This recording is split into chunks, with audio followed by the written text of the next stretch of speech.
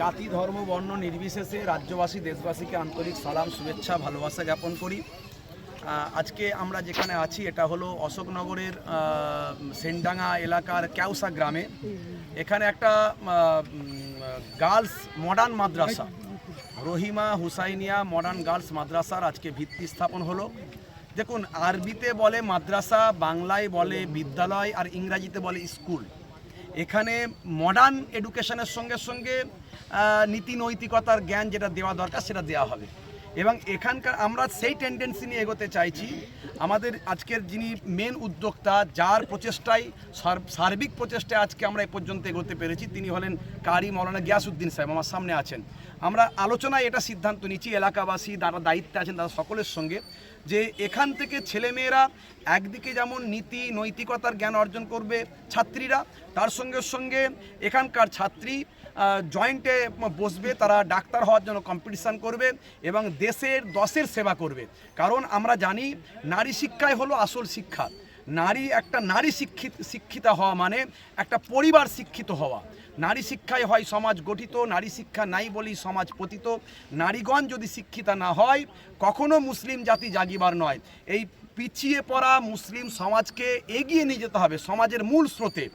খালি তো বললে হবে না যে শিক্ষা কম, শিক্ষিত বানাতে হবে। এই দায়িত্ব কাদের? এই দায়িত্ব সরকারের, এই দায়িত্ব সংখ্যাগুরুদের।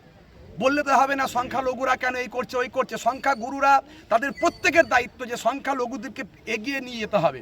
এই জন্য সকলকে মিলে সংখ্যালঘু যারা পিছিয়ে পড়া সম্প্রদায়, সেটা এসটি, এসসি, ওবিসি, মুসলিম যারাই থাকুক না কেন, যারা সমাজ থেকে সমাজের একটা পিছিয়ে পড়া সম্প্রদায়, তাদেরকে এগিয়ে নিয়ে যাওয়ার দায়িত্ব একদিকে যেমন সরকারের আছে তেমন সংখ্যাগুরুদের আছে, এবং আমরা যারা সংখ্যালঘুদের মধ্যে থেকে প্রতিনিধিত্ব করছি আমাদেরও দায়িত্ব আছে।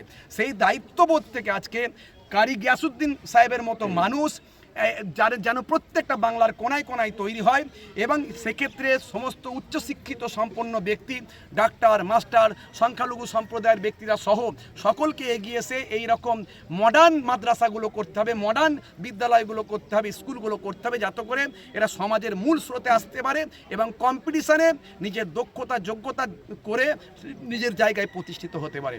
আজকে রহিমা হুসাইনিয়া মুজাদ্দিদিয়া গার্লস, এই রহিমা হুসাইনিয়া মডার্ন গার্লস মাদ্রাসা মুজাদ্দিদুজ্জামান দাদা হুজুর পীর কেবলা রহমাতুল্লাহর মতাদর্শের উপর এই এলাকায় সেরকম কোনো প্রতিষ্ঠান অতটা আমাদের জানা, এইভাবে চলার মতো আমরা যে চিন্তাভাবনা নিয়ে এগোতে চাইছি, তো আজকে সেটা এখানে হচ্ছে আলহামদুলিল্লাহ। এই জন্যে প্রত্যেক গ্রামবাসী, এলাকাবাসী যারা সহযোগিতা করেছেন, বিশেষ করে কারি সাহেব, প্রত্যেককে আমি আমার অন্তঃস্থল থেকে সালাম শুভেচ্ছা ভালোবাসা জ্ঞাপন করি, এবং আমাকে একটা দায়িত্বে ওনারা রেখেছেন আলহামদুলিল্লাহ। আল্লাহ রাব্বুল আলামিন যেন সে দায়িত্ব আমরা কমপ্লিট করতে পারি, এ তৌফিক আল্লাহ দান করুন, দোয়া চাই।